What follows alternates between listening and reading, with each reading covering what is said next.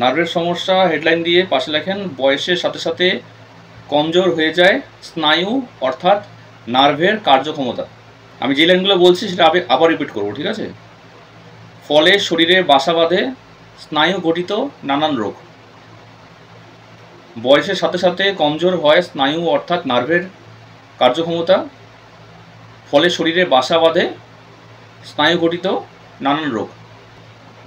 30 থেকে 50 বছর বয়সী মানুষের শরীরে এই সমস্যা বেশি দেখা যায়।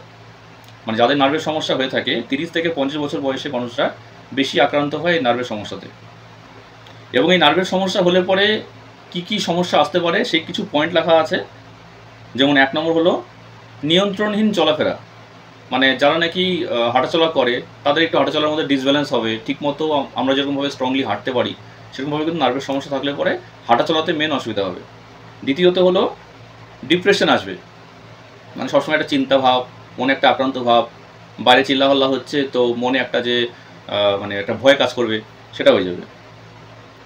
3 নম্বর হলো স্থিতিশক্তি হ্রাস, মানে মেমোরি পাওয়ার লস হয়ে যাওয়া।